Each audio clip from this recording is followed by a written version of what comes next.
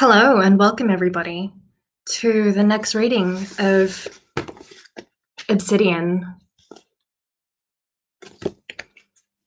Fancy seeing you here.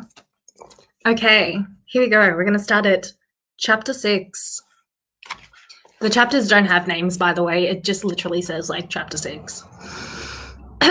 So just letting you know where we left off is Katie and Damon were at the lake and they were out swimming, and then Katie decided to chill and get in her own head a little bit. She was on the rock, and then when she opened her eyes, she couldn't find Damon anywhere, and she couldn't even see any bubbles coming out of the water. So that was the cliffhanger.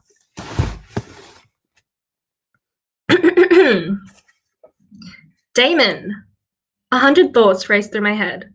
How long had he been under? Where had I seen him last? How long would it take for me to get help? I didn't like Damon, and yeah, I might have briefly considered the idea of drowning him, but I didn't really wish the guy dead. Oh my god, I whispered, this can't be happening. I couldn't afford to think anymore. I had to do something. Just as I took a small step to dive into the water, the surface heaved, and Damon burst from the water. Surprise and relief rushed through me, followed by the intense urge to vomit, and then hit him. He levered himself onto the rock, the muscles of his arms popping from strain. Are you okay? You look a little freaked out. Snapping out of it, I grabbed his slippery shoulders in an effort to assure my queasy stomach. He was still alive and not brain damaged from the lack of oxygen. Are you okay? What happened? Then I smacked his arm hard. Don't you ever do that again. Damon threw his hands up. Whoa there, what is your problem? You were under the water for so long. I thought you'd drown. Why would you do that? Why would you scare me like that? I hopped to my feet, dragged in a deep breath. You were under the water forever. He frowned. I wasn't down there that long. I was swimming. No, Damon. You were down there a long time. It was at least 10 minutes. I looked for you. I called for you. I thought you were dead.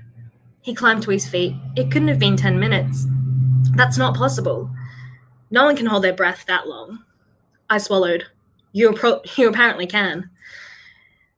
Damon's eyes searched mine. You were really worried, weren't you? No shit. What part of I thought you drowned don't you understand? I was shaking. I came up. You must have not seen me. I went right back down. He was lying. I knew it in every bone of my body. Was he just able to hold his breath for an extremely long time? But if that was the case, why wouldn't he say so? Does this happen often? He asked. My gaze snapped back to his. Does what? Imagining things. He waved his hand. Imagining things. Or do you have a horrible issue with telling me? Or with telling time, sorry. I wasn't imagining anything, and I know how to tell time, you jerk. Then I don't know what to tell you. He stepped forward, which wasn't very far on the rock. I'm not the one imagining that I was underwater for 10 minutes when it was like 2 minutes tops. You know, maybe I'll buy you a watch the next time I'm in town when I have my keys back. For some stupid reason, one I would probably never know, I'd forgotten the reason why we were here. Somewhere between seeing him half naked and then thinking he was dead, I'd lost my mind. Well, make sure you tell Dee we had a wonderful time so that you can get your stupid keys back, I said, meeting his eyes. Then we won't need a replay of today. The smug smile was plastered across his face. That's on you, kitten. I'm sure she'll call you later and ask. You'll have your keys. I'm ready. My foot slipped over the wet rock. Thrown off balance, my arms flailed in the air. Moving lightning fast, his hand shot out and grabbed mine, pulling me forward. The next thing I knew, I was against his warm, wet chest and his arm around my waist. Careful there, kitten. Dee would be pissed at me if you ended up cracking your head open and drowning. Understandable. She'd probably think he did it on purpose. I started to respond, but couldn't. There wasn't much separating our skin in terms of clothing. My blood was pumping way too fast. It had to be the whole almost drowning incident. A strange edginess swamped me as we stared at each other. The light wind brushed along wet skin that wasn't pressed against one another, making the parts plastered together seem even hotter. Neither of us spoke. His chest rose and fell, the deep bottle green of his eyes shifting by degrees. It was a powerful, almost electric feeling that coursed through me, answering something in him. Well, that was strange, foolish, and illogical. He hated me. Then Damon released my waist and stepped back. He cleared his throat, his voice thick. I think it's time we head back. I nodded, disappointed and not even sure why I was disappointed. His mood swings made me feel as if I were one of those crappy tilt-a-whirls that wouldn't end. But there was just something about him. We didn't speak. As we dried off and dressed, we started back home silently. It seemed neither of us had anything to say, which was actually nice. I liked him better when he'd lost the ability to speak. But when we reached the driveway, he cursed under his breath. It felt like a blast of Arctic air had swept between us. I followed his troubled gaze. There was a strange car in his driveway. One of those expensive Audis. One of those expensive Audis that cost my mum's salary. I wondered if it was his parents, and if this was going to turn into a Catmageddon round 2. Damon's jaw flexed. Cat, a door opened and closed, banging off the side of the house. A man in his late 20s, early 30s, stepped out onto the porch. His light brown hair didn't match Damon's and Dee's dark waves. Whoever he was handsome and dressed nicely. And he also looked pissed. The man came down the steps 2 at a time. He didn't even look at me, not once. What's going on here? Absolutely nothing. Damon folded his arms. Since my sister is not home, I'm curious as to why you're in my house. Okay, definitely not family. I let myself in. He replied. I didn't realize that would be a problem. It is now, Matthew. Matthew. I recognized the name from the phone call Dee had to take. Finally, the man's steely gaze zeroed in on me. His eyes widened slightly. They were a bright, startling blue. His lip curled as he looked me up and down. Not in a checking me out kind of way either, but like he was sizing me up. Of all people, I think you'd know better, Damon. Oh, hell. Here we go again. I was beginning to wonder if I was a flying freak flag. The air was rife with tension, and all because of me. It didn't make sense. I don't even know this guy. Damon's eyes narrowed. Matthew, if you value the ability to walk, you won't go there. Weirded out to the max, I stepped to the side. I think I should go. I'm thinking Matthew should go, Damon said, stepping in front of me, unless he has another purpose other than sticking his nose where it doesn't belong. Even Damon couldn't block the revulsion in the man's stare. I'm sorry, I said, voice wavering, but I don't know what's going on here. We were just swimming. Matthew's gaze swung on Damon, who squared his shoulders. It's not what you're thinking. Give me some credit. Dee hid my keys, forced me to take her out to get them back. A hot flush swept through me. Did he really tell some dude I was a pity date? And then the man laughed. So this is Dee's little friend. That would be me, I said, crossing my arms. I thought you had this under control. He gesturing towards me, sounding as if I was a homicidal clown standing next to Damon. That you'd make your sister understand. Yeah, well, why don't you try to make her understand? Damon retorted. So far, I'm not having much luck. Matthew's lips thinned. Both of you should know better. A crack of thunder startled me as they stared at one another. Lightning streaked overhead, momentarily blinding. Once the light receded, dark, tumultuous clouds rolled in. Energy cracked around me, flashing across my skin. Then Matthew turned away, casting another dark look in my direction before heading inside Damon's house. The moment the door slammed shut behind him, the clouds parted. I stared at Damon, mouth hanging open. What just happened? I asked. He was already walking into the house, the door smacking off the frame once again, like a shot in a canyon. I stood there, not sure what happened.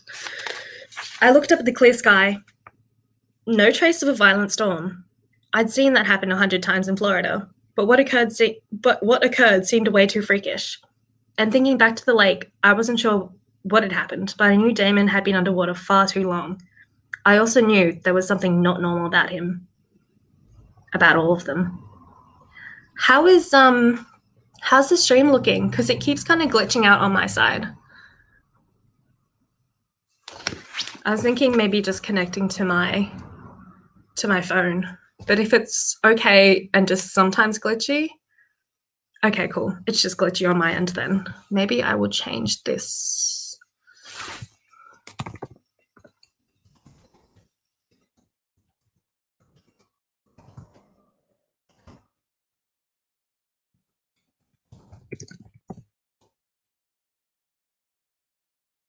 I keep seeing it glitch in my peripherals. So I'm changing. Whoa.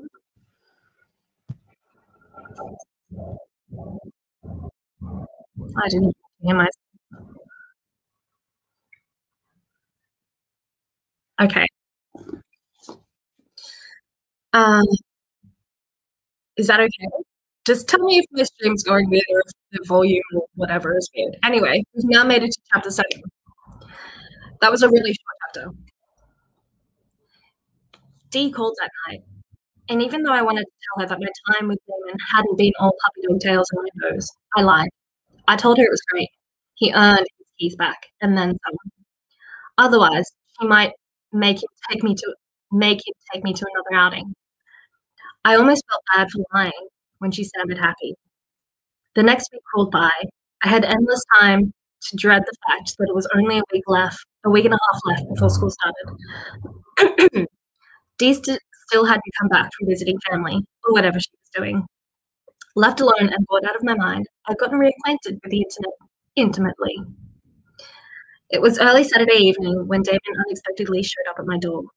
His hands shoved into his pockets of his jeans, his back was to me, head tipped back as he stared up at the cloudless blue sky.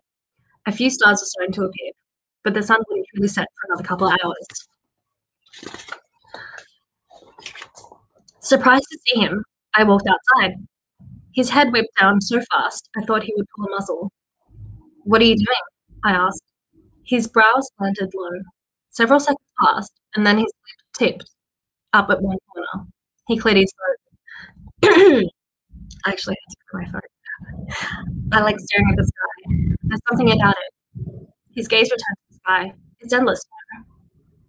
Damon almost sounded deep. Is some crazy dude going to run out of your house and yell at you for talking to me? Not right now, but there was always later. I wasn't sure if he was being serious or not. I'm okay missing later. Yeah. Busy? Other than messing with my blog? No. You have a blog? He faced me, leaning back against the post. Derision pinched his features. He said blog like it was a crack habit. Yeah, I have a blog. What's your blog's name? None of your business, I said, smiling sweetly. Interesting name. He returned my smile with a half grin. So what do you blog about? Knitting? Puzzles? Being lonely? Haha, smartass. I sighed. I review books. Do you get paid for them? I laughed out loud. No, not at all. Damon seemed confused about that. So you review books and you don't get paid if someone buys a book based on your review? I don't review books to get paid or anything, although that would be sweet, which reminded me, I need to get a library card. I do it because I like it. I love reading and I enjoy talking about books. What kind of books do you read? All different kinds. I leaned against the post opposite of him, craning my neck back to meet his steady gaze. Mainly, I prefer the paranormal stuff. Vampires and werewolves? Man, how many questions can he ask? Yeah. Ghosts and aliens? Ghost stories are cool, but I don't know about aliens. E.T. really doesn't do it for me. And a lot of readers. One single eyebrow arched. What does it do? Not slimy green space creatures, I replied. Anyway, I also appreciate graphic novels, history stuff. You read graphic novels? Disbelief colored his tone. Seriously? I nodded. Yeah. So what? A girl's not supposed to like graphic novels and comics? He stared at me a long moment and jerked his chin toward the woods. Want to go on a hike? I'm not good with the whole hiking thing, I reminded him. A grin appeared. There was an edge to it. Rough, sexy. I'm not taking you up on the rocks. Just a harmless little trail. I'm sure you can handle it. Did Dee not tell you where your keys were? I asked, suspicious. Yeah, she did. Then why are you here? Damon sighed. I don't have a reason. I thought I would just stop over. If you're going to question everything, then you can forget it. I watched him go down the steps as I chewed on my lip. This is crazy. I'd been dying of boredom for days. Rolling my eyes, I called out, all right, let's do this. Are you sure? I agreed with a hefty amount of trepidation. Why are we going behind my house?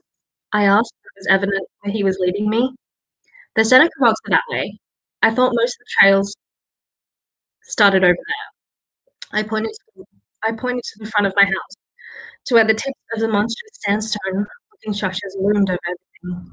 Yeah, but there are trails back here that will take you around, and it's quicker, he explained. Most people here know all the main trails that are crowded.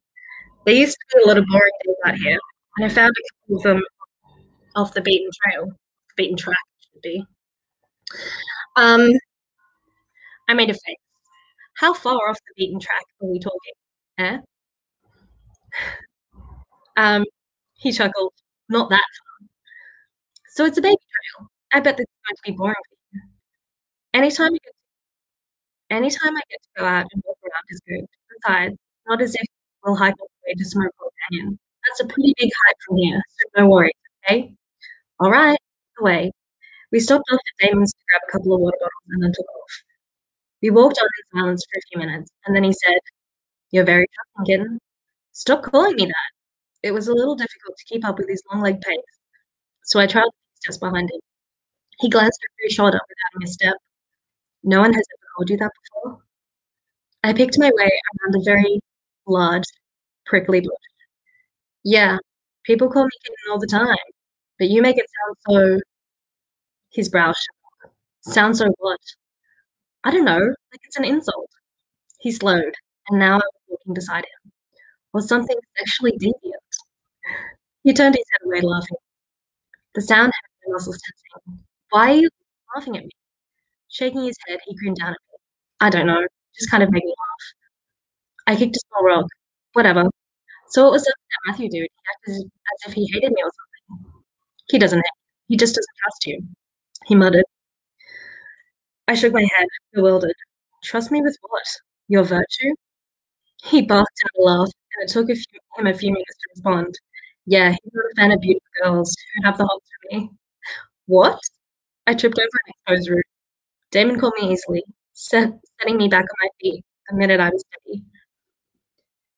The brief contact had my skin tingling through my clothes. His hands lingered on my waist, and only a few seconds before he dropped them. You're joking, right? Which part? He asked. Any of that. Come on, please don't tell me you don't think you're pretty. He considered my silence. No guy has ever said you're pretty. He wasn't the first person to say anything nice about me, but I guess I never cared before. Previous boyfriends told me I was pretty, but I never considered that a reason for someone disliking me. Looking away, I shrugged. Of course. Or maybe you're not aware of it? I shrugged again as I focused on the trunks of the old trees, about to change the subject and deny the other part of his statement. I most definitely did not have the heart for this arrogant guy. You know what I have always believed? He said softly. We were still standing in the path, only the sounds of a few birds echoing around us. My voice drifted away on the breeze. No. I've always found that the most beautiful people, truly beautiful inside and out, are the ones who are quietly unaware of their effect. His eyes searched mine intently for a moment, and we stood toe to toe.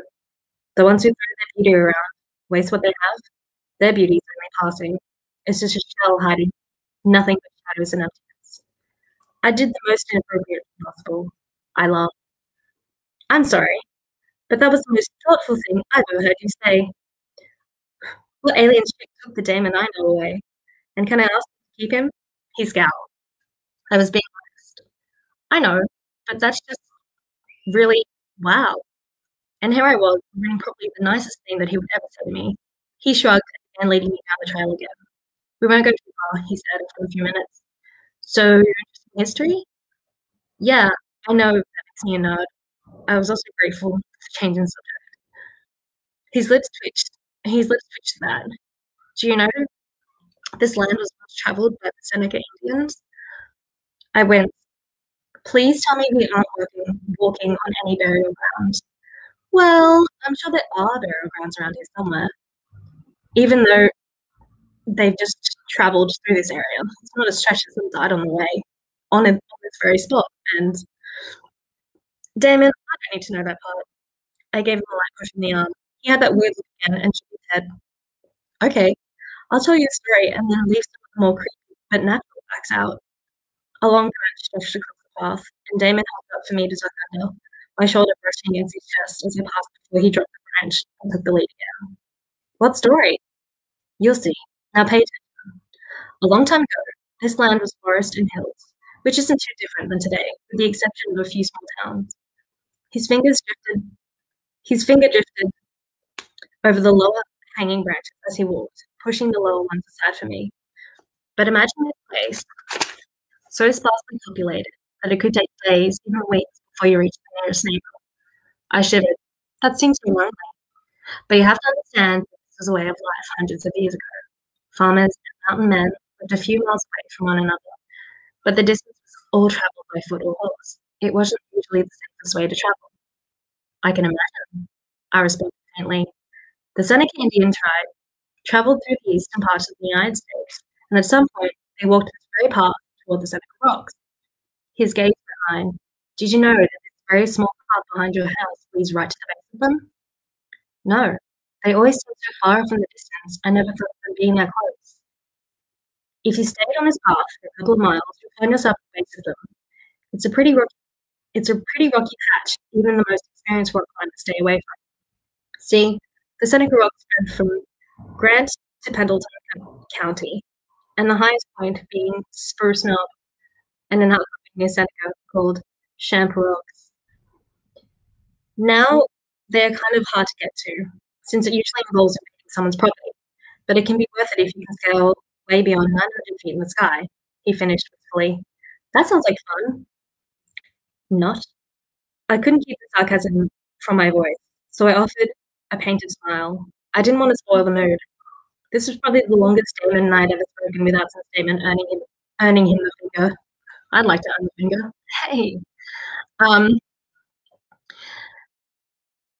It's as if you're not afraid of slipping. He laughed at my expression. Anyway, the Seneca rocks are made out of quartzite, which is part sandstone. That's why it sometimes turns pinkish tint. It sometimes has a pinkish tint to it. Quartzite is considered a beta quartz. People who believe in abnormal powers or powers in nature, as a lot of Indian tribes did at one time, believe that any form of beta quartz allows energy to be stored and transferred and transformed, even manipulated by it. It can throw electronics and other stuff off too. It can hide things. Okay? He shot me a stern look, so I decided not to interrupt anymore. Possibly the beta quartz drew the Seneca tribe to this area. No one knows, since they weren't native to West Virginia. No one knows how long any of them camped here, traded, or made war. He paused for a few seconds, scanning the terrain as if you could see them there, shadows of the past. But they do have a very romantic legend. Romantic? I asked as he led me around the small stream. I couldn't imagine anything romantic about something thrusting 900 feet in the sky.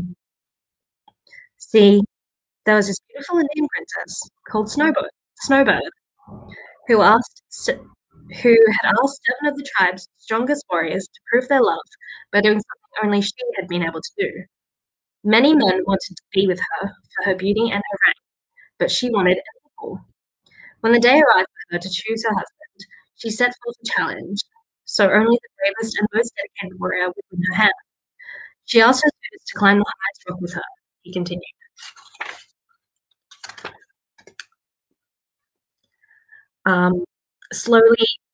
Softly, slowing down, so we walked side by side on the narrow path now. They all started, but as it became more difficult, 3 turned back. A 4th became weary, and a 5th crumpled in exhaustion. Only 2 remained, and the beautiful Snowbird stayed in the lead. Finally, she reached the highest point and turned to see who was the greatest and strongest of all warriors. Only one remained a few feet behind her, and as she watched, he began to slip. I was quickly caught up in the legend. The idea of making 7 men fight and face possible death to in your hand was unimaginable to me. Snowbird, I keep having a problem saying that. Snowbird paused only for a second, thinking that this brave warrior obviously was the strongest, but he was not her equal. She could save him, or she could let him slip. He was brave, but he had yet to reach the highest point like she had. But he was right behind her. How could she just let him fall? I decided that the story sucked if Snowbird let the guy fall. What would you do? He asked curiously. Not that I would ever ask a group of men to prove their love by doing something incredibly dangerous or stupid like that, but if I ever found myself in that situation, as unlikely, cat, he chided. I would reach out and save him, of course. I couldn't let him fall to his death, but he didn't hurt himself. That doesn't matter, I argued. He was right behind her, and how beautiful could you truly be if you let a man fall to his death just because he slipped? How could you even be capable of love or worthy of it, for that matter, if you let that happen? He nodded. Well, Snowbird thought like you. Relieved, I smiled. If she hadn't, this would have been a pretty crappy romance story. Good. Snowbird decided the warrior was her equal, and with that, the decision had been made. She grabbed the man before he could fall. The chief met them and was very pleased with his daughter's mate. He granted their marriage and made the warrior his successor. So, is that why the rocks are called Seneca Rocks, after the Indians and Snowbird? He nodded. That's what the legend says. It's a beautiful story, but isn't wall climbing several hundred feet into the air to prove your love is a little excessive. He chuckled. I'd have to agree with you on that. I'd hope so, or you'd find yourself playing with cars in the state to prove your love nowadays. I wanted to bite my tongue the minute the words were out of my mouth. I hope you think I meant for me. He gave me a hard look. I don't think that's happening. Can you get to where the Indians climbed from here? I asked curiously. He shook his head. You could get to the canyon, but that's stereotyping, not something I would suggest you do by yourself. I laughed and thought, yeah, I don't think I have to worry about that. I wonder why the Indians came here. Were they looking for something? I stepped around a large boulder. It's hard to believe that a bunch of rocks brought them here. You never know. His lips passed, and he was quiet for a moment, speaking again. People tend to look on the beliefs of the past as being primitive and unintelligent, yet we are seeing more truth in the past every day. I peered up at him, trying to gauge if he was being serious. He sounded much more mature than any boy our age. What was it that made the rock so important again? He glanced at me. It's the type of rock. His eyes widened suddenly. Kitten? Would you stop calling me? Be quiet, he hissed. Gaze fixed over my shoulder. He placed his hand on my arm. Promise me you won't freak out. I'm not angry. Why would I freak out? I whispered. Tugging me toward him, he caught me off guard. I placed my hands on his chest to stop from tumbling over. His chest seemed to hum onto my hand. Have you seen that? Dread pushed through my collar and blocked. What? There's a bear? I pulled out his grasp and spun around. Oh yeah, there was a bear. No more than 15 feet from us. A big bear, black and furry, sniffed the air with its long whiskered muzzle. Its ears twitched at the sound of our breathing. For a moment, I was kind of stunned. I'd never seen a bear, not real life. There was something majestic about the creature, the way its muzzle moved under the heavy coat of fur, how its dark eyes watched us as intently as we watched it. The animal moved closer, stepping under the rays of light that broke through the branches overhead. The fur had turned glossy black in the sunlight. Don't run, he whispered. Like I could even move if I wanted to. The bear made a half bark, half growl as he rose to his hind legs, standing at least 5 feet tall. The next sound was an honest-to-God roar that sent shivers down through me. This wasn't good at all. Damon started yelling and waving his arms, but it didn't faze the bear. The animal jumped onto all fours, his massive shoulders shaking. The bear rushed us. Unable to breathe past the wall of fear choking me, I squeezed my eyes shut. Eaten alive by a bear was so wrong. I heard Damon curse, and even though my eyes were closed, a blinding flash of light pierced my thin eyelids. There was an accompanying blast of heat that blew my head back, and then the flash came again, but darkness followed this time, swallowing me whole. No, I'm not. I'm reading Obsidian. Like, this one. I already read the first 1 to 5 chapters, and now I'm going by fives because we'll get through it a lot faster if you do that. Anyway, sit back and enjoy my horrible reading. Chapter 8. I need 2 more chapters to go, guys. When I opened my eyes again, there was a strange metallic taste in my mouth. Rain smacked off the roof and thunder rolled in the distance. Lightning struck somewhere nearby, filling the air with a fine current of electricity. When did it start raining? The skies were clear, blue, and perfect the last time I remember. I drew a shallow breath, confused. My shoulder was pressed against something warm and hard. Turning my head, I felt the object rise up sharply and then slowly ease back down. This sounds wrong, doesn't it? It took me a second to realize it was a chest my cheek was pressed into. We were on the swing, his arms around my waist, keeping me securely pinned to his side. I didn't dare move. Every inch of my body became aware of his, how his thigh molded into mine, the deep, even breaths, moving his stomach under my hand. How his hand wrapped around my waist, his thumb moving in idle, soothing circles at the hem of my shirt. Even at each circle inched the material up a little, exposing my skin until his thumb was against the curve of my waist, flesh against flesh. I was hot and shivery, a feeling I had little experience with. His hand stilled. Pushing up, I looked into a pair of startling green eyes. What happened? You passed out, he said, pulling his arm away from my waist. I did? I scooted back, putting distance between us as I brushed my tangled hair out of my face. The metallic taste was still on the roof of my mouth. He nodded. I guess the bear scared you. I had to carry you back. All the way? Damn it, I missed that. What happened to the bear? The storm scared it. Lightning, I think. He frowned as he watched me. Are you feeling okay? Suddenly, a bright streak of light blinded us for a moment. Moments later, booming thunder overshadowed the rain. Damon's expression was cast in shadow. I shook my head. The bear was scared of a storm? I guess so. We got lucky then, I whispered, glancing down. I was drenched, as was Damon. The rain was coming down even harder, making it difficult to see more than a couple of feet off the porch, giving the sense that we're in our own little private world. It rains like it does in Florida. I didn't know what else to say. My brain felt fried. Damon nudged my knee with his. I think you may be stuck with me for a few more minutes. I'm sure you look like a drowned cat. You look fine. I'm sure I look like a drowned cat. You look fine. The wet look works for you. I scowled. Now I know you're lying. He shifted beside me, and without a word, I felt his fingers lift my chin towards him. A crooked smile lifted his full lips. I wouldn't lie about what I thought. I wish I had something clever to say, maybe even a little flirty, but his intense stare sent any coherent thought scattering. Confusion flashed in his eyes as he leaned forward, his lips parting slightly. I think you understand now. Understand what? I whispered. I like to watch you blush. His voice barely... Sorry, it's a little bug. He lowered his head. Sorry, his voice barely above my mouth as his thumb traced circles on my cheek. He lowered his head, resting his forehead against mine. We sat like that, the two of us, caught in something that hadn't been there before. I think I stopped breathing. My heart seemed to take several stuttered steps and then freeze. Anticipation welling up through me threatened to spill over in any second. I didn't even like him. He didn't like me. This was insane, but it was happening. Lightning struck again, this time much closer.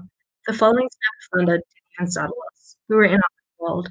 And then his smile slipped from his face. His own eyes were confused and desperate, but still searching mine. Time seemed to slow, every second stretching out before me, tantalizing and torturing every breath I took. Waiting, wanting to show him whatever he was looking for in his eye. Waiting, wanting to show him whatever he was looking for as his eyes darkened to a deep green. His face strained as if he were waging an internal battle. Something in his eyes made me feel very unsure. I knew the second he made up his mind. He took a deep breath and his beautiful eyes closed. I felt his breath against my cheek, slowly moving to my lips. I knew I should look back. He was bad news. but my own breath caught in my throat. His lips were so close to mine. I desperately wanted to meet him halfway, to rush forward, to test if his lips were as though soft as they looked. "Hey guys!" Dee called out. Damon jerked back, sliding in one fluid moment and putting a healthy distance between us and the swing. I sucked in a sharp breath, surprise and disappointment churning in my stomach. My body was still tingling as if it had been deprived of oxygen. We'd been so absorbed in each other, neither of us had noticed the rain had stopped. Dee came up the stairs, her smile fading as her gaze went from her brother to me. She squinted her eyes. I was sure my face was blood red, making it obvious that she'd interrupted something, but she only stared at her brother, her lips forming a perfect pouty O. He grinned at her, the same lopsided grin that gave the impression that he was secretly laughing. "Hey there, sis, what's up?" "Nothing," she said, eyes narrowing. "What are you doing?" "Nothing," he replied, jumping away from the swing. He glanced at me over one broad shoulder, just earning bonus points. His words switched through the pleasant haze as he hopped off the porch and ambled toward his own house. I glanced at Dee, wanting to chase after Damon and drop kick him. Was almost kissing me a part of the deal to get his keys back, or to keep him happy? My voice was tight, my skin hurt. Dee sat beside me in the swing. "No, that was never part of the deal," she blinked slowly. "Was he about to kiss you?" I felt my cheeks burn even hotter. "I don't know." "Wow," she murmured, her eyes wide. That was unexpected. And this was awkward. I didn't even want to think about what would have happened if she hadn't showed. And definitely not while she was sitting here. You went to his family?" "Yeah, I had to before school started. Sorry I didn't get a chance to tell you. It kind of happened all of a sudden." Dee paused. "What were you and Damon doing earlier, before the almost kissing part?" "We went on a walk, that's all." "That's odd," she continued, watching me closely. "I had to steal his keys, but he got them back." My face flushed. "Yeah, thanks for that, by the way. There's nothing like a boy being blacked out into hanging out with you to boost your self-esteem." "Oh no, it wasn't like that at all. I thought he needed motivation to be nicer." "He must really value his car," I muttered. "Yeah, he does. He's been spending a lot of time with has he been spending a lot of time with you while I was gone?" "We haven't spent that much time together. We went to the lake one day today, that's all." A curious look crossed her features, and then she smiled. "Did you guys have a good time?" Unsure of how to answer, I shrugged. "Yeah, he was actually pretty decent. I mean, he has his moments, but it wasn't all bad. If I didn't count the fact that he was being forced into spending time with me, had almost kissed me for bonus points." "Damon can be nice when he wants." Dee pushed back off the swing, using one foot on the floor to keep it moving. "Where did you guys go for a walk?" "We followed one of the trails and talked, but then we saw a bear." "A bear?" Her eyes widened. "Holy crap, what happened?" I sort of passed out or something." Dee stared at me. "You passed out?" I flushed. "Yeah, Damon carried me back to the porch and, yeah, well, the rest is whatever." She was watching me closely again, curious. Then she shook her head. Changing the subject, she asked if she'd missed anything while she was gone. I filled her in while my mind was completely elsewhere. Dee mentioned something about watching a movie later before she left. I think I agreed. Long after I'd gone inside and pulled on a pair of old sweats, I was still confused over Damon. He seemed almost likable during our night before flashing back to super douche. Flushing and frustrated, I flopped back on the bed and stared at the ceiling. There was a network of tiny cracks in the plaster. My gaze traveled over them as my mind replayed the events leading up to the almost kiss. My stomach flipped, thinking about how close his lips had been to mine. Worse yet was the knowledge that I'd wanted him to kiss me. Like and lust must not have anything in common. Let me get this straight. Dee frowned from where she'd patched herself in the old recliner in desperate need of being reupholstered. "You have no idea where you want to go to college." I groaned. "You sound like my mom." "Yeah, well, you're entering your senior year." He paused for a second. "Don't you guys start applying as soon as school starts?" Dee and I were sitting in my living room, flipping through magazines when my mom had so casually walked in and dropped a stack of college brochures on the coffee table. "Thanks, Mum." "Shouldn't you be applying? You're one of us, too." The interest that had been sparkling in her eyes dulled. "Yeah, but we're talking about you." I rolled my eyes and laughed. I haven't decided what I want to do, so I don't see the need to pick a school. But every school offers the same thing. You can pick a place, any place you want to go. California, New York, Colorado. Oh, you could even go overseas. That would be awesome. That's what I'd do. I'd go somewhere in England. You can. You can, I reminded her. Dee lowered her eyes. She shrugged. No, I can't. Why not? I pulled my legs up and crossed them. It didn't seem as though money was a problem for them. Not when you looked at the cars they drove or the clothes they wore. I'd asked her if she had a job, and she said she had a monthly allowance and kept her cushy. Parental remorse at always staying in the city for work and all. Nice gig if you can get it. Mum was great at giving me cash if I needed it, but I sincerely doubted she'd ever put me up $300 a month for fun or a new car for me. Nope. I'd have to keep on loving my little sedan, rust and all. Point A to point B, I always remind myself. You can go anywhere, you can go wherever you want, Dee. Dee smiled, filled with sadness. I'll probably stay here when I graduate, maybe enroll in one of those online universities. At first, I thought she was joking. You're being serious? Yeah, I'm kind of stuck here. I was intrigued by the idea of someone being stuck anywhere. What's sticking you? My family is here, she said quietly, looking up. Anyway, that movie you watched last night gave me nightmares. I hate the whole idea of a hundred of a haunted house with ghosts in it, watching you sleep. Her swift change of subject didn't pass me by. Yeah, that movie was pretty creepy. Dee made a face. It reminds me of Damon. He used to stand over me when I was sleeping because he thought it was funny. Her delicate shoulders shuddered. I'd get so mad at him. I don't even care. I don't care how deep of a sleep I was in. I still could feel him staring at me when I'd wake up. He would laugh and laugh. I smiled at the image of Damon as a little boy teasing his twin. That picture was completely replaced by the full-grown Damon. I sighed, beyond frustrated, and closed the magazine. I hadn't seen him since the evening on my porch, but it was only Monday. 2 days without seeing him seemed commonplace, and it wasn't as if I wanted to see him. Looking up, I watched Dee flip to the back of her magazine. She always did that, go into the horoscopes in the back. She held her right hand against her chin, tapping her lips with one painted purple nail. The finger blurred, nearly fading out. The air around her seemed to hum. I blinked several times. The finger was still there. Great. I was hallucinating again. I threw the magazine aside. I need to go to the library.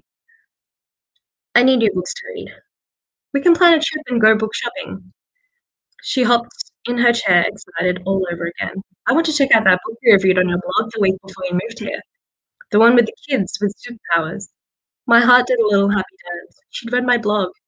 I didn't even remember telling her the name. That would be fun, but I was thinking about going to the library tonight. I can't beat it when it's free. Do you want to come with me? Tonight? She questioned, eyes widening. I can't tonight, but I can go tomorrow night. It's no big deal if you can't go. I've been thinking about going for a couple of days, but I keep putting it off, and I need brain candy before I have to read school stuff. Dark hair swung around her English face as she shook her head. Oh, it's no big deal. I don't mind going with you. I can't go tonight. I have plans already. If I didn't, I'd go. It's okay, Dee. I'll go to the library alone, and then we can go shopping later. I pretty much know my way around town now. Not as if I get lost or anything. It's only like 5 blocks. I paused and then quickly asked about her plans for the evening, trying to change the subject. Dee's lips were firm. Nothing, just friends are back in town.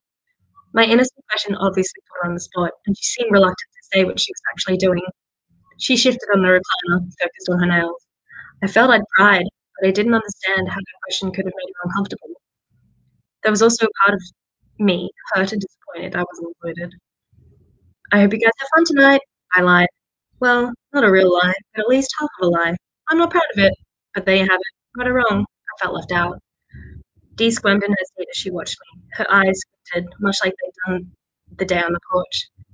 I think you should wait until I can go with you. There have been a couple of girls who have gone missing recently.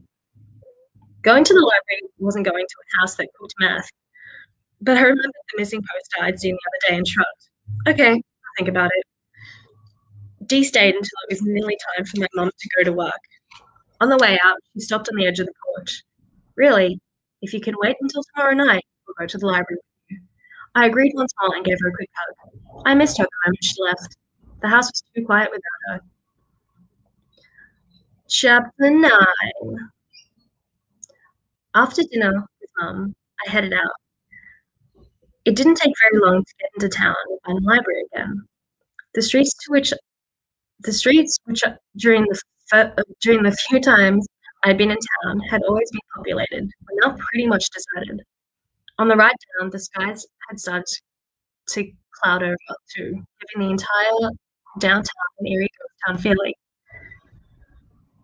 If Yo found a live video. Hi, are you on? It says you might be on Twitter. Um, in spite of the weirdness that was my life at the moment, and the lingering icky feeling I felt over Dean not inviting me out with her friends, I smiled to the library. My foot's going dead though because I'm sitting half crisscross applesauce. Um, where am I to? Thoughts of the twins and everything else vanished as I rounded the corner of the quiet library and saw stacks of books lining the walls. As with gardening and the stillness of the library, I felt at peace. Stopping by one of the empty tables, I let out a little breath of happiness. I was always able to lose myself in reading. Books were a necessary escape, and I always gladly jumped in head first. Time passed faster than I realized, and the library took on a gloomy aura. Libraries were always shadowy as daylight ended, but the unnatural darkening of the sky outside added to that creepy feeling. I didn't know how late it was until the librarian turned off most of the lights, and I was having trouble making my way back to the front desk. But then, by then, I couldn't wait to be out of the drafty and creepy place. A flash of lightning lit up the bookshelves, and thunder rolled outside the windows. I hoped I could make it to my car before it started pouring. Clutching the books, I wanted to check out my chest. Clutching the books, I wanted to check out to my chest. This is the problem I'm having with the commas. It should say clutching the books with a comma, but it doesn't. Anyway, clutching the books, I wanted to check out to my chest.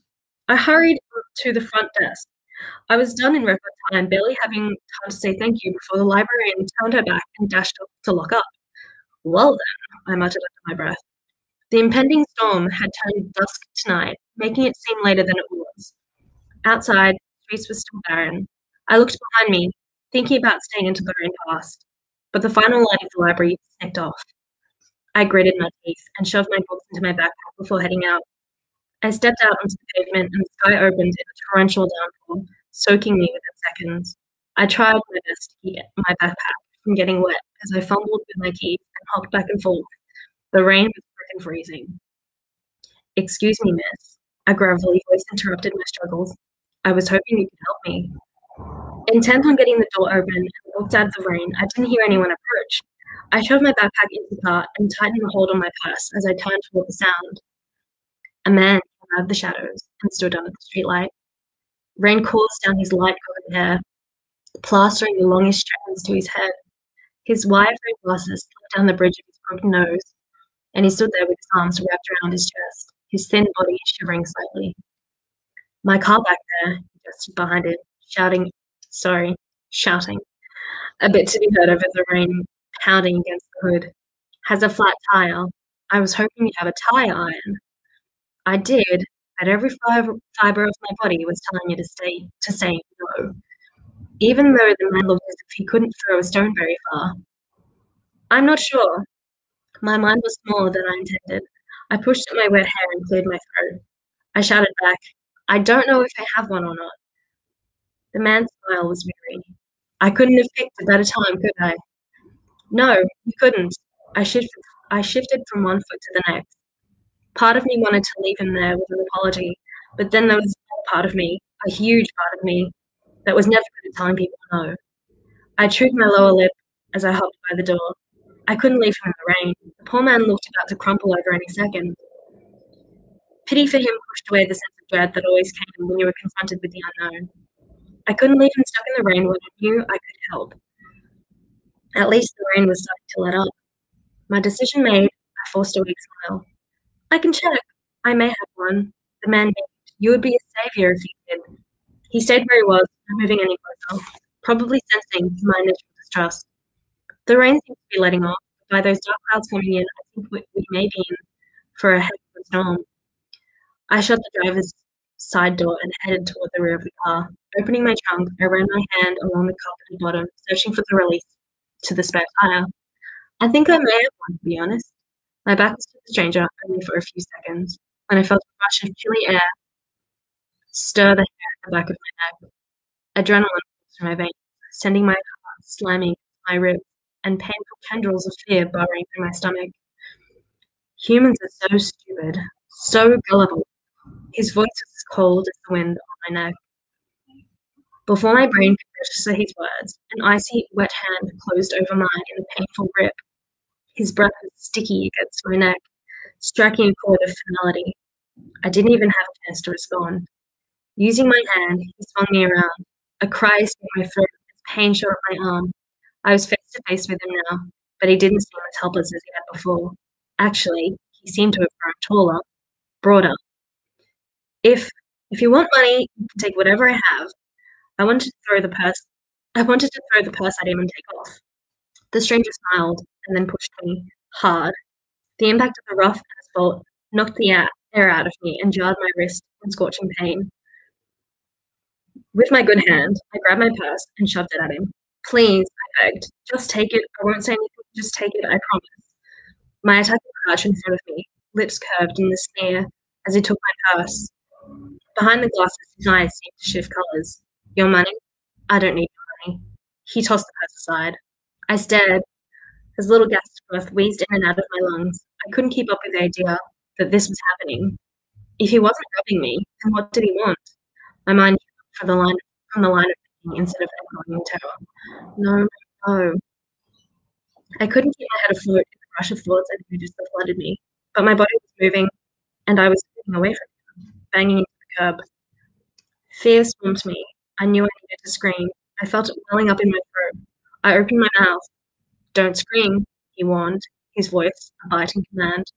I felt the muscles in my legs tense. I twisted, pulling my knees up, getting ready to run. I could make it. He wouldn't expect that. I could make it now. His arms shot out in a blur, grabbing both legs and yanking. My left arm and that side of my face hit the pavement, skin grating against rough cement, blinding pain. My eyes started to swell in seconds, and warm blood trickled down my arm. My stomach heaved. I tried to pull my legs out of his grip, kicking when that failed. He grunted but held on. Please, let me go.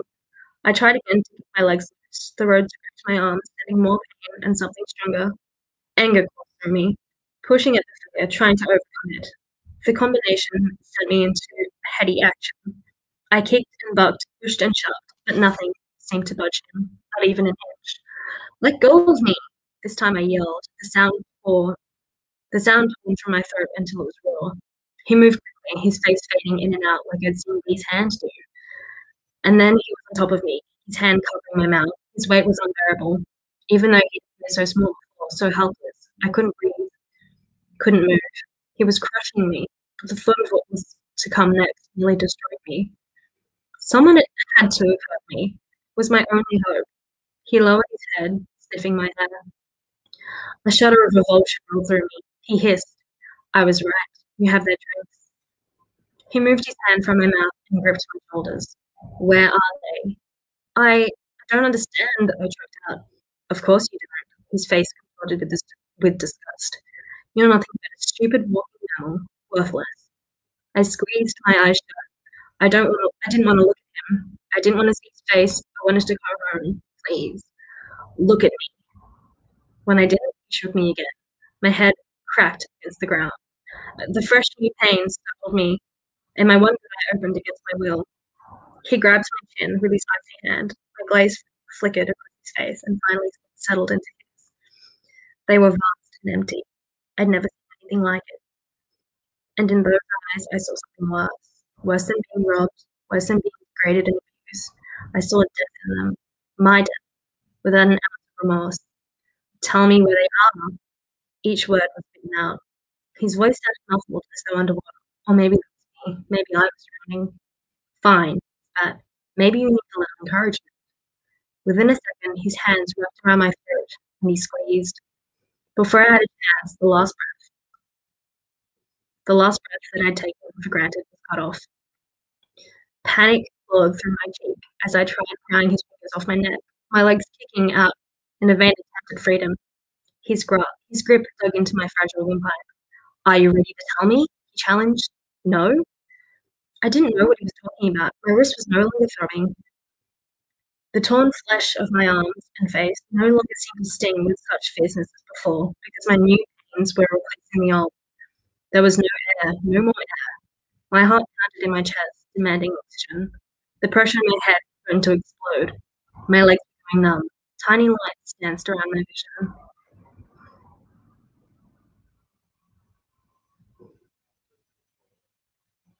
Audio is glitching. I mean, I keep seeing glitching stuff, but Martin told me that it was okay.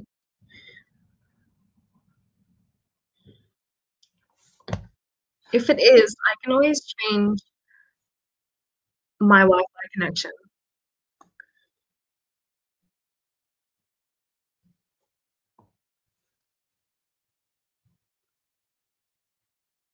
Um, do you need me to start over again?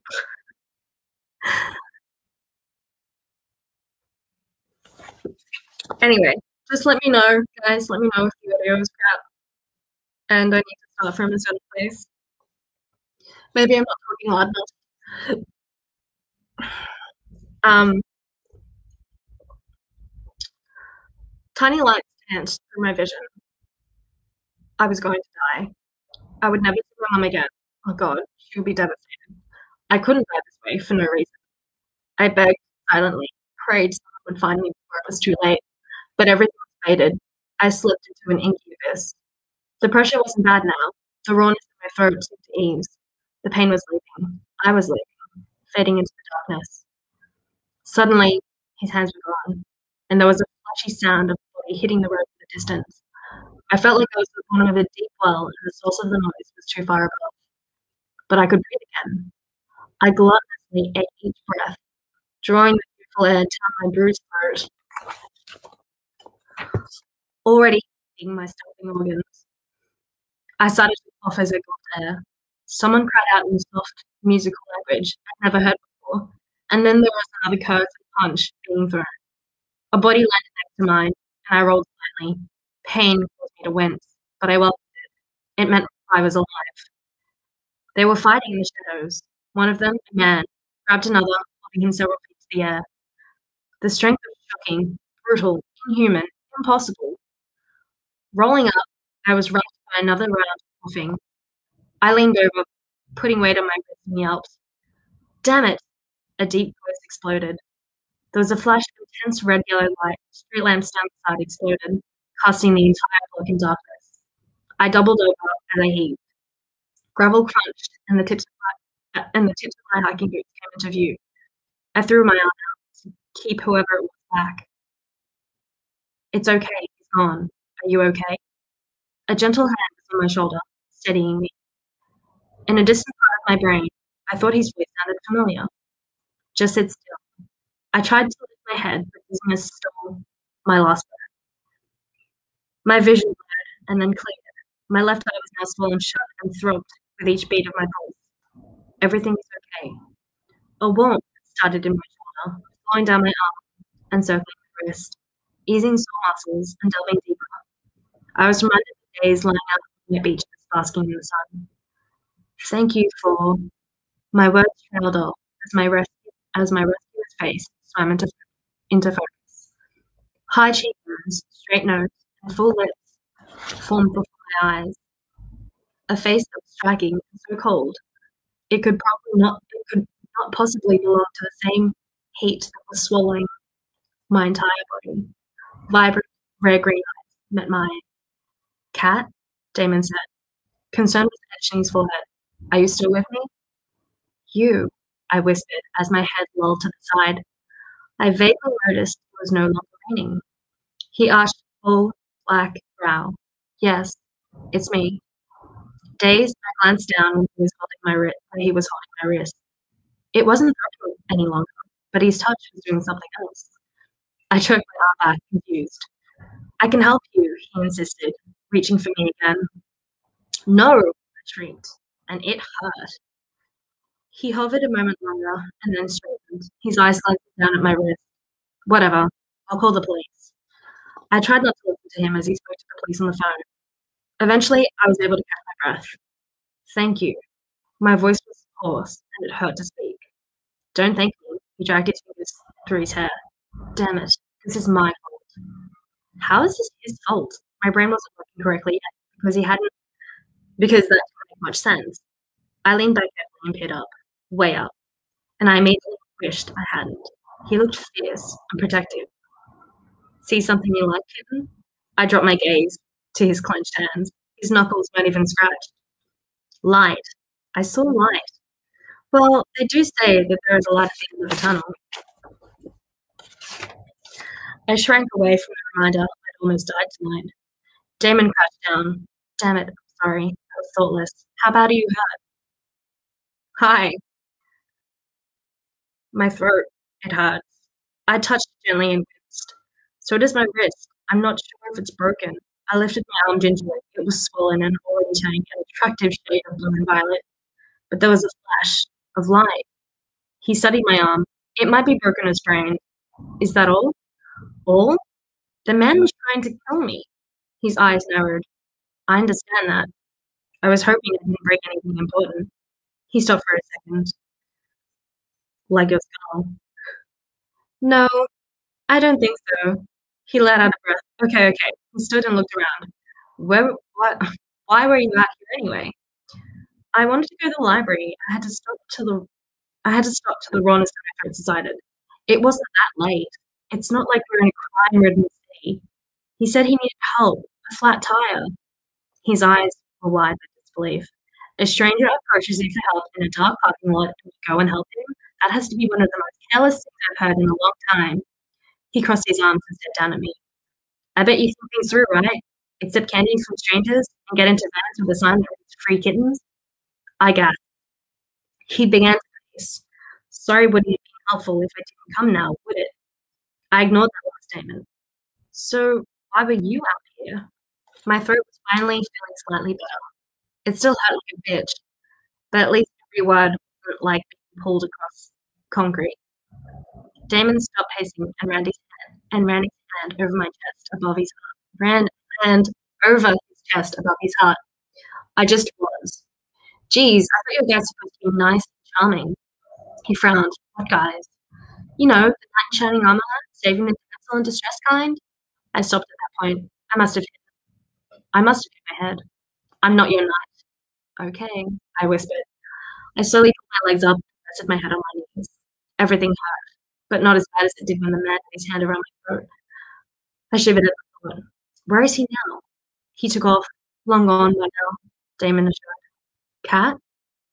I lifted my head. His hulking frame loomed over me as he stared at me. His gaze was unnerving, piercing. I didn't know what to say. I didn't like how Damon's body cast a shadow from the moonlight, and I made a move to try and stand. I don't think you should stand. He kneeled again. The ambulance and police should be here any minute. I don't want you passing out.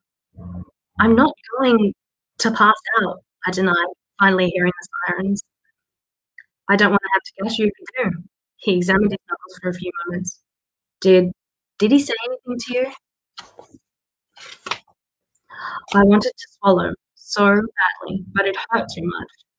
He said I had a trace on me, and he kept asking where they were. I don't know why.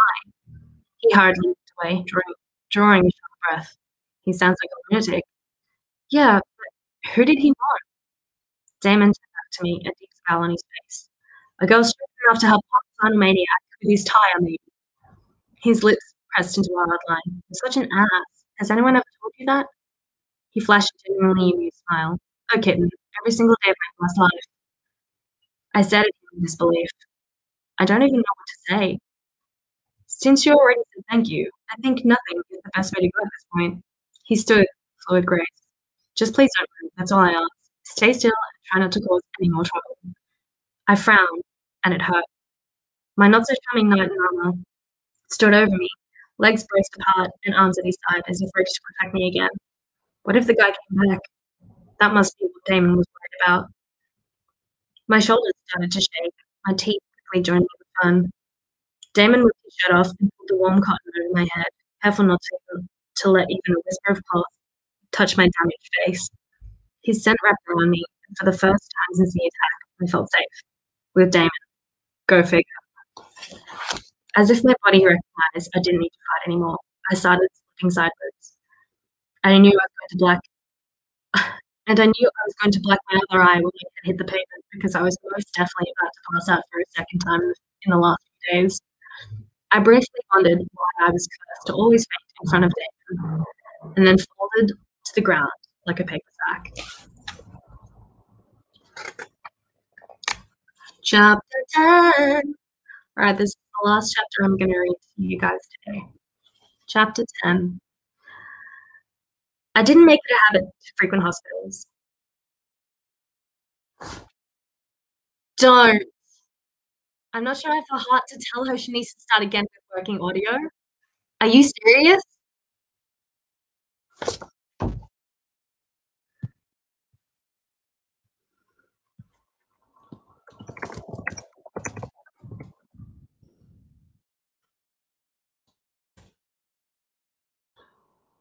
I told you. I said, hey, my screen is super glitchy, so tell me. And you were just like, nah. You're like, nah, it's fine.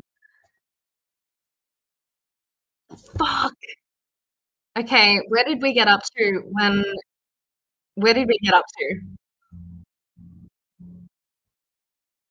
I'm gonna connect to my phone. I'm fine on your screen, you heard everything. Don't mess with me. Chapter 6. Are you serious? I'm already up to chapter 10.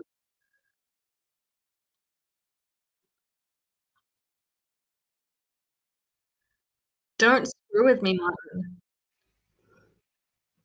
I'm gonna put my hotspot on. See, he said there's no glitch. Video is fine, but audio is kind of a bit glitchy. Um,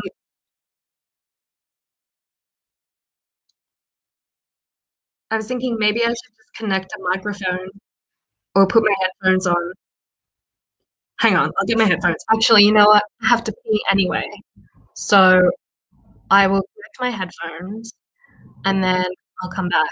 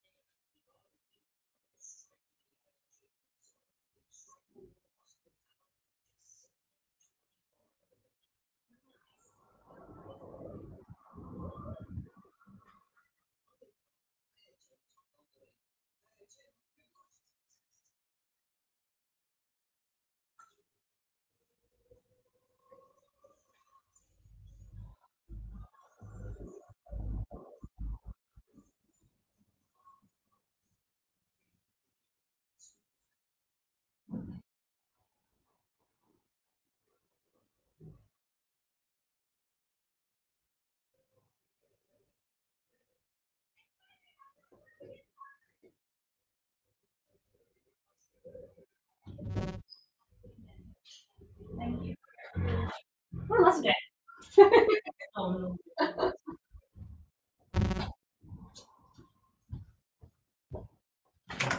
Okay, let's try this again. I'm going to turn my Bluetooth off here so it doesn't connect.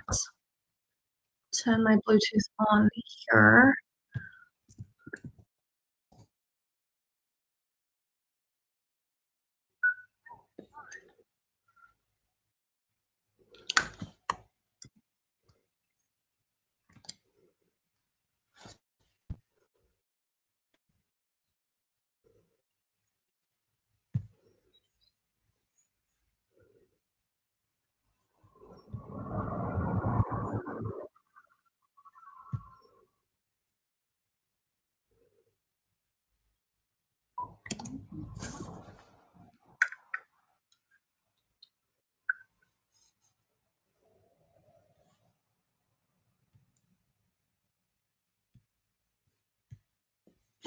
Okay.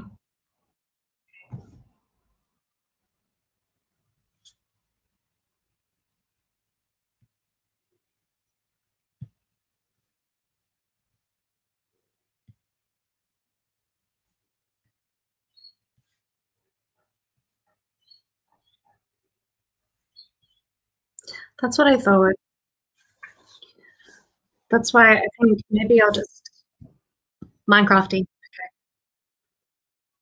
Give me a hot minute and I will just hotspot to my phone. But the sound is great now. Great. I'm so glad. Fuck. All right, I might drop out for a bit because I'm gonna hotspot to my phone.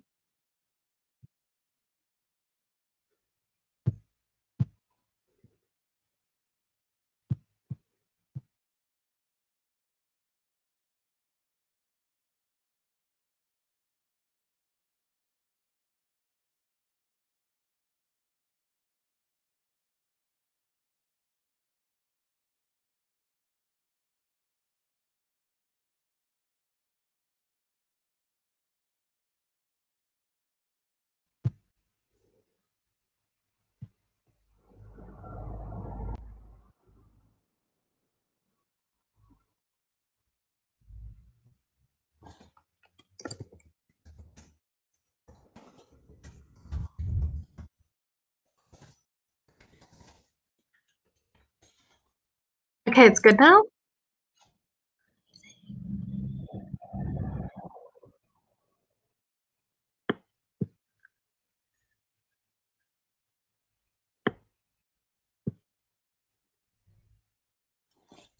It's just, it's fine. I can just make up what happens.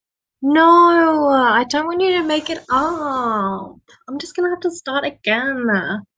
That sucks, dude. Y'all have to tell me. I told you to tell me. God damn it. How could you? It got really good. You guys missed the action. Like, you legit missed the action. Okay, look, I'll read chapter 10 and then I'll go back to 6 for those who missed it and still want to stick around. That's fine. I'm really sorry. But also, is it my fault or is it your fault for not telling me? Um, maybe you should check the replay on YouTube or whatever and see how it sounds. Okay, sure. I will do that. It's totally my fault. Yeah, Martin, I trusted you. I trusted you. You can't trust the bloody. Okay, chapter 10. I didn't make it a habit to frequent hospitals. I hated them as much as I hated country music. To me, they smelled of death and disinfectant. They reminded me of Dad and the time that he clocked away while the cancer hollowed his eyes and chemo bloated his body. This hospital was no different, but the visit was a little more complex. It involved the police, a frantic mother, and my surly, dark-haired savior, who still hovered near the little room they'd shut me in.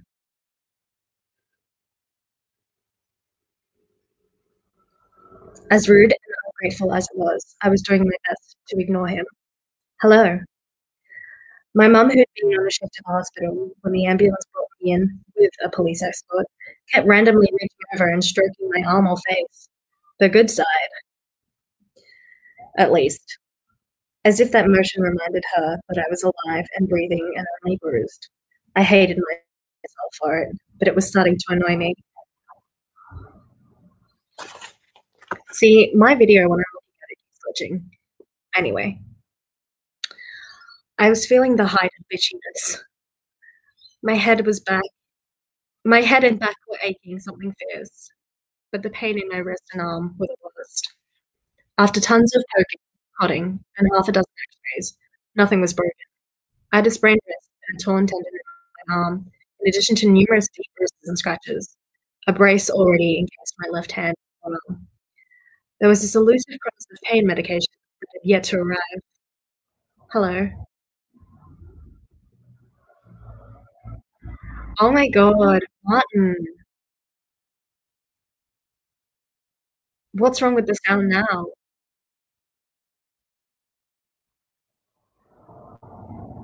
No, it should be using my head.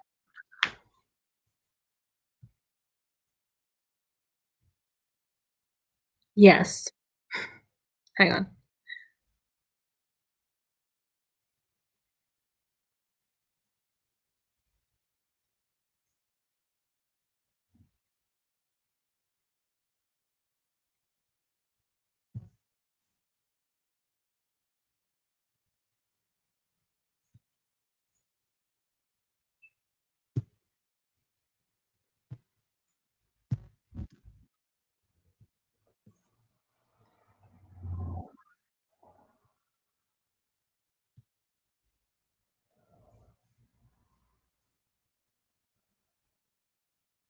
Okay.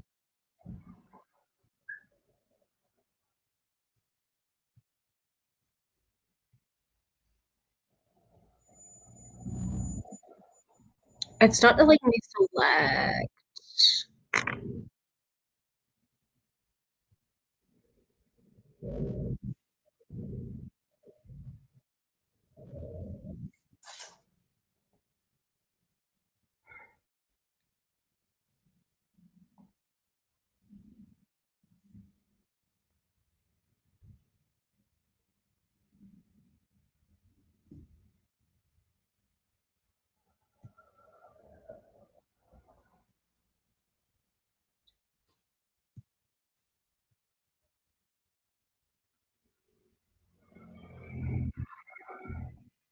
I'm trying to select the microphone, but it won't let me.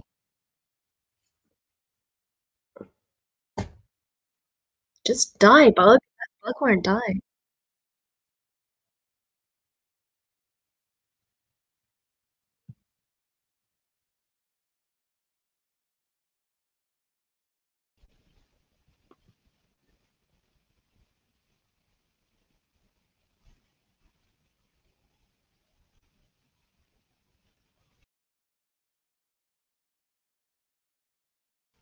Okay. How is that? Is that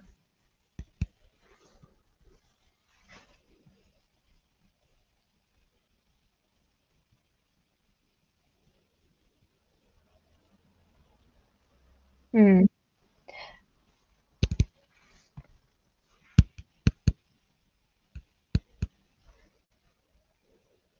It says it's coming out of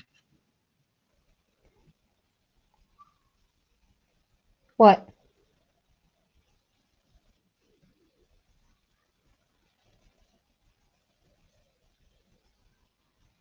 Is it coming from the headset now? Is that better? Maybe I got it now. Your headphone is working. Thank you. I love how like Martin's the only one who's like, there's a problem. Everyone else is like, no, fine. I'm fine. Okay. I'm gonna start again.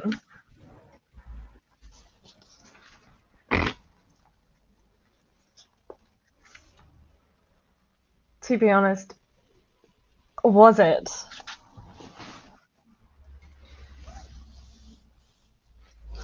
Okay. And you were half awake. That's fair enough. Okay. What was I up to? So she's in the hospital.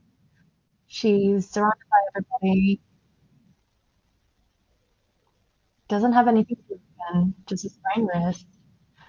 Um, Here I am. The police officers were kind, if a little too brusque, if a little too brusque. They asked every question imaginable. I knew it was important. I'd tell, I knew it was important. I'd tell them everything I could remember, but the shock was beginning to wear off, and the adrenaline had long since faded. All I wanted was to go home. They thought it was an attempted robbery gone wrong, until I told them he hadn't asked for any money. I keep looking at the screen, just waiting for you, Martin, to say something. Like, please do. They thought it was an attempted robbery gone wrong until I told them he hadn't asked for any money. After I'd told them what the attacker had said, they believed he may have been ill or possibly a drug addict coming down from a high. When the police were done asking me questions, they moved on to Damon. They seemed to be familiar terms with him. One even clapped him on the shoulder and smiled. They were buddies. How sweet. I didn't get the chance to listen to what he was telling them because my mum had taken over the interrogation. I wanted them all to stop and go away. Miss Swartz. Surprised to hear my last name, I was pulled out of my own thoughts. One of the younger deputies was at my bed. Again, I couldn't remember his name. I was too tired to even look for a name tag. Yes? I think we're pretty much done for tonight. If you remember anything else, please call us immediately. I nodded and wished I hadn't. I grimaced as pain shot through my head. Honey, are you okay? Mum asked, her tone pitched to Laurie. My head hurts. She stood. I'll go find the doctor so you can get those meds in you. She smiled gently. Then you won't feel a thing. That is what I needed, wanted, would love. The deputy turned to leave, but stopped. I don't think you have anything to worry about. The crackle of his radio interrupted anything else he was about to say. The dispatcher's voice broke through the static. All available units, we have code 18 on Wellsprings Road. Victim is a female, approximately 16 to 17 years old, possible DOA, EMT on the scene. Whoa, what were the odds that I'd be attacked on the same night another teenage girl died in such a small town? It had to be a coincidence. I glanced at Damon, whose eyes narrowed. He'd heard it too. Jesus, the deputy said, then clicked on his radio. Unit 414 leaving hospital en route. He turned back from the bed, still talking to the radio, and left. With the exception of Damon lounging against the wall the room was empty. He raised a curious brow at me. I chewed on my lower lip and turned my head away, causing another ripple of pain to go from one temple to the other. I said like that when my mother came rushing back to my bed with the doctors in tow. Honey, Dr. Michaels has good news. As you already know, you have no broken bones, and it also looks like you don't have a concussion. Once we can release you, you can go home and rest, he said, rubbing the area where speckles of grey peppered his hair near his temples. He glanced at Damon before focusing on me again. Now, if you start experiencing dizziness or nausea, vision issues, or loss of memory, we need you back here immediately. Okay, I said, eyeing the pills. I'd agree to anything at this point. After the doctor left, Mum hovered as I took the small plastic cup and pills from her, swallowing them quickly. I didn't even care what they were. On the verge of tears again, I reached from my mum's hand, but was interrupted by an excited voice in the hallway. Dee rushed into the room, her face pale and worried. Oh no, Katie, are you okay? Yes, just a little banged up. I lifted my arm and gave a weak smile. I can't believe this has happened. She turned to her brother. How could this have happened? I thought you... Dee, Damon warned. She darted away from her brother, lingering on the other side of my bed. I'm so sorry about this. It's not your fault. She nodded, but I could tell she was harboring guilt. My mum's name was called over the loudspeaker. Her face strained. She excused herself and promised to be back in a few seconds. Can you leave soon? Dee asked. I dragged my attention back to her. I guess so. I paused. As long as my mother was back. She nodded. Did you see the guy who attacked you? Yeah, he's doing crazy stuff. I closed my eyes. It seemed to take longer than normal to reopen them. Something about finding them. I don't know. I shifted on the hard bed. The bruises didn't hurt as much. Weird. Dee paled. I hope you can leave soon. I hate hospitals. I do too. Her nose wrinkled. They have such a strange smell to them. That's what I've always told Mum, but she thinks I make it up. Dee shook her head. No, it's not you. They have this musty smell. My eyes flickered open again and focused on Damon. He had his eyes closed as he leaned his head against the wall, but I knew he was listening to everything. Dee talked about taking me home and if my mum would leave. I was struck again by the twins. Damon and Dee didn't belong here, but I did. I could blend easily with the whitewashed walls and pale green curtains, as I was as plain as linoleum. But these two seemed to light the room with flawless beauty and demanding presence. Ah, the medication was kicking in. I was poetic and high. Bliss. D shifted and my view of Damon was blocked. I immediately felt panic rising and struggling to move until I could see him again. My pulse quieted. The moment my gaze settled on his still form. He didn't fool me. He was trying to pretend he was relaxed, leaning against the wall like that with his eyes closed. His jaw was clenched, and I knew he was like a coiled spring, filled with vigilant energy. You're handling this well. I'd be totally freaked out rocking in the corner somewhere. Dee smiled. I'll freak out for a moment. Give me time. I wasn't sure how much time passed before my mother returned, with a bothered expression on her pretty face. Honey, I'm so sorry to disappear on you, she said in a rush.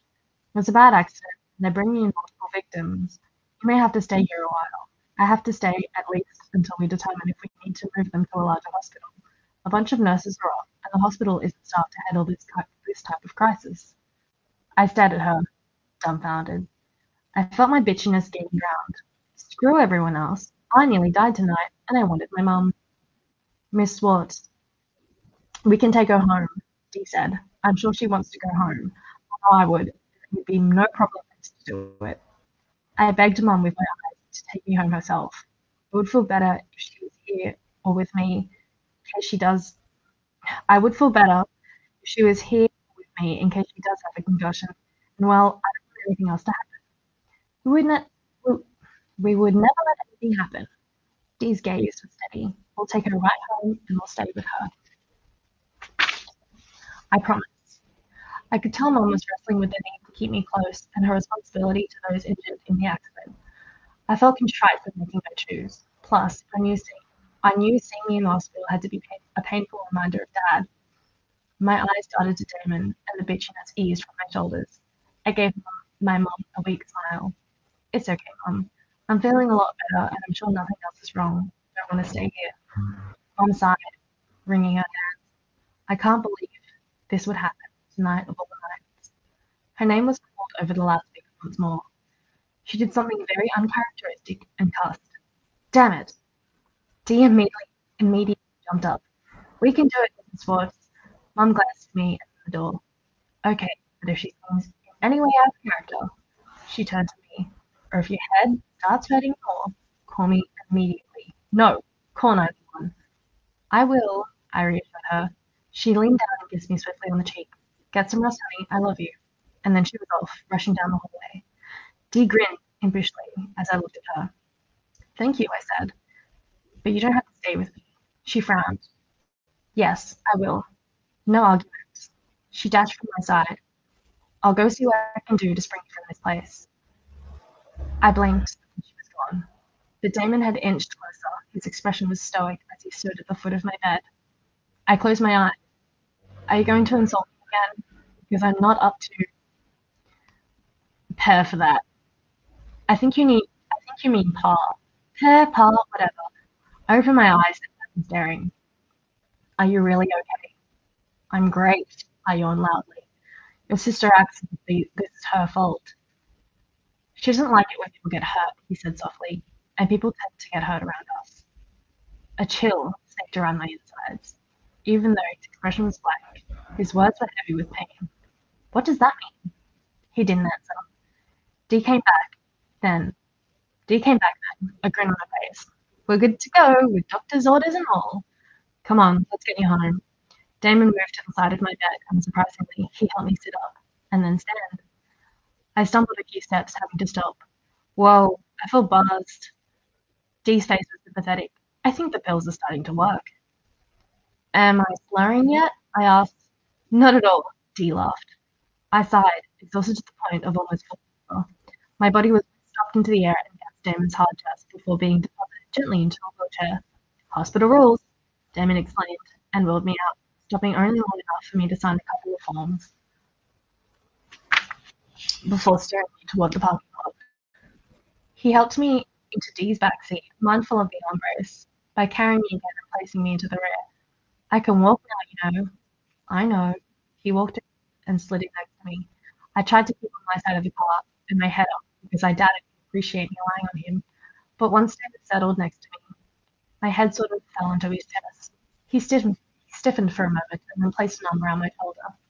The warmth of him quickly seeped into my bones. It felt right at that moment to be nestled against him. I felt safe, and it reminded me of the heat that had come off his hands earlier. I snuggled the good side of my face against the soft fabric of his t-shirt and thought his arm tightened around me, but that could have been the pills. By the time the car started, I was already drifting away, one thought colliding into the next without any coherence. I wasn't sure if I was dreaming or not when I heard Dee speak. Her voice sounded muted far away. I told her not to go. I could still see it. I know. There was a pause. Don't worry. I'm not going to let anything happen this time, I swear. Silence followed by more hushed whispers. You did something, didn't you? She asked. It's stronger now. I didn't mean to. Damon shifted slightly, smoothing the hair off my face. It just happened. Shit. Several long moments passed, and I struggled to stay awake, but the events of the night were weighing too heavily on me, and I finally succumbed to the warmth of Damon and the blissful silence. When I opened my eyes again, daylight peeked through the heavily curtained living room, catching small particles of dust that hung in a lazy pattern over the peaceful head of Dee. She was a few feet away, curled up in the recliner in a deep sleep. Her small hands were folded neatly under her cheek, and lips slightly parted. She looked more like a china doll than a real person. I smiled and immediately winced. The spark of pain cleared the haze from my head, and the fear from last night doused my veins in ice water. I lay there for several moments, taking deep, calming breaths as I tried to keep control of my spiraling emotions. I was alive, thanks to Damon, who apparently was also my pillow. My head, my head was in his lap, one of his hands resting on the curve of my hip. My heart sped up. He couldn't have been comfortable sitting up all night. Damon stirred. You okay, kitten? Damon? I whispered, trying to gain control of my spiraling emotions. Sorry, I didn't mean to sleep on you. It's okay. He helped me sit up. The room spun a little. Are you okay? He asked again.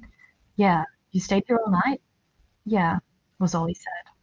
I remember Dee volunteering, but not him. Waking up with my head in his lap was the last thing I'd expected. Do you remember anything? He asked quietly. My chest squeezed tight. I nodded, expecting it to hurt more than it did. I was attacked last night. Someone tried to mug you, he said. No, that wasn't right. I remember a man grabbing my purse and falling down, but he hadn't wanted my money. He wasn't trying to mug me. Cat. No. I tried standing up, but his arm returned, forming a band of steel around me that I couldn't break. He didn't want my money, Damon. He wanted them. Damon stiffened. That doesn't make any sense. No shit. I frowned as I moved my arm and found that the split was heavy. But he kept asking about where they were and about a trace. The guy was insane, he said.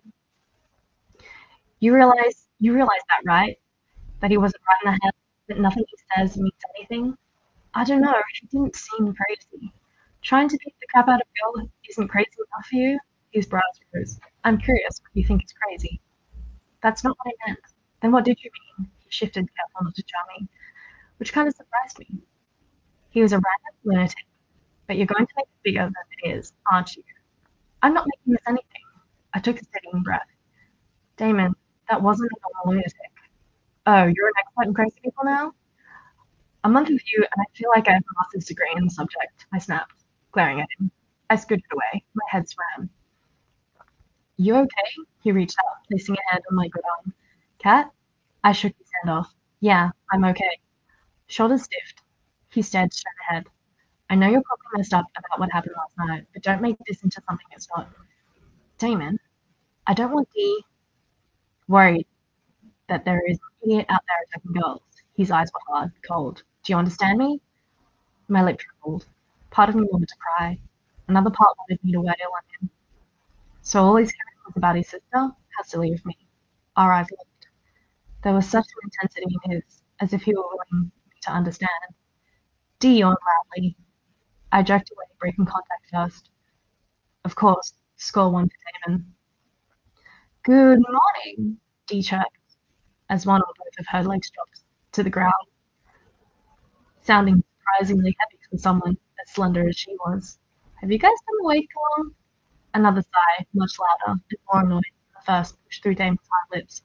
No, Dee, we just woke up and were talking. You were snoring so loudly, we couldn't stay asleep any longer. Dee snorted. I doubt that. Katie, are you feeling okay this morning? Yeah, I'm a little sore and stiff, but overall, okay. She smiled, but her eyes seemed hooded with guilt, which made no sense. She tried to smooth down her curls, but they sprung back into disarray as soon as she removed her hand. I think I'm going to make you breakfast. Before I could respond, she dashed off to the kitchen, and I heard numerous doors open and close, pots and pans clanging against each other. Okay. Damon stood and stretched, the muscles of his face were taut under his shirt. I looked away. I care more about my sister than I do anything in this universe, he said quietly, each word punctuated by truth. I'd do anything for her to make sure she's happy and she's safe. Please don't worry her with creepy stories. I felt infinitely small. You're a dick, but I won't say anything to her.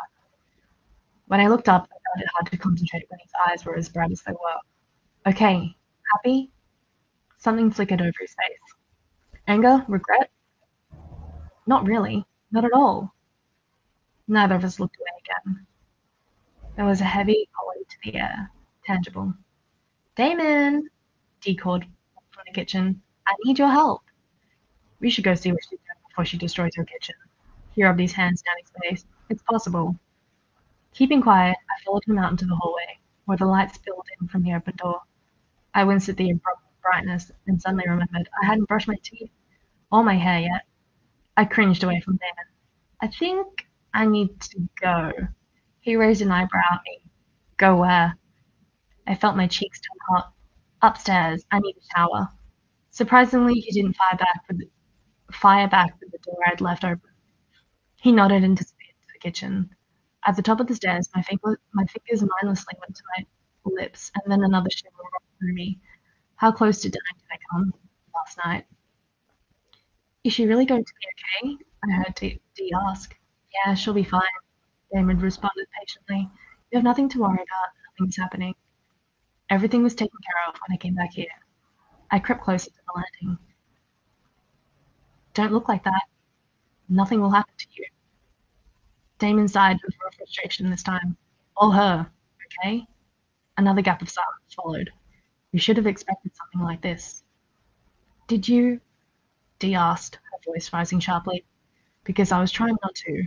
I was trying to hope that we could have a friend, a real one, without them getting... Their voices lowered, becoming unintelligible. Were they talking about me? They had to be, but that didn't make sense. I stood in absolute confusion. I tried to figure out what they could be talking about. Damon's voice rose. Who knows, Dee? We'll see how it plays out. He paused and then laughed. I think you are beating those eggs to death. Here, let me have them.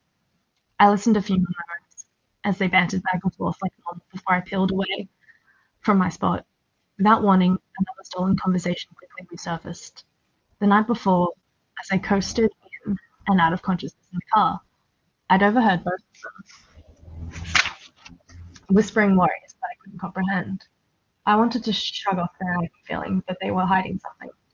I hadn't forgotten Dee's aversion to me going to the library, or the strange light I'd seen outside the library that reminded me so much of the light in the woods when I'd seen the bear and passed out. Something that I'd never done before in my life.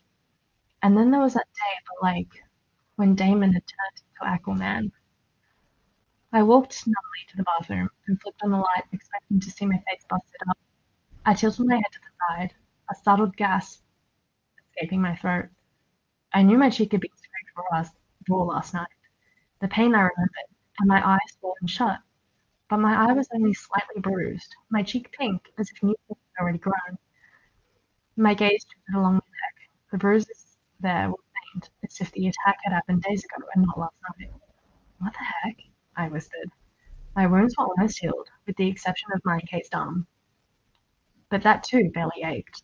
Another loose memory poked through, of Damon leaning over me in the road, his hands warm. His hands? No way. I shook my head. But as I said to myself, I couldn't shake the nagging feeling that something was going on here. The twins knew it.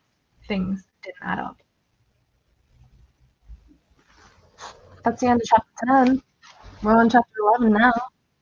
I should retake my stream and see if um,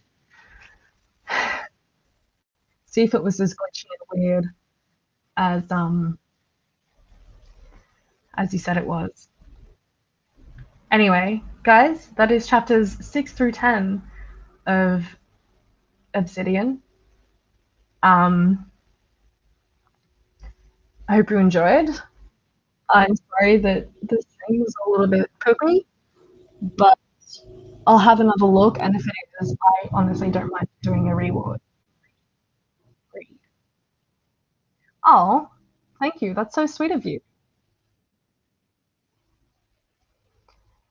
My internet seems to be poopy, even though I'm on phone hotspot, so I don't know what's going on. Um, Gosh, it's probably better for me to just use my PC next time.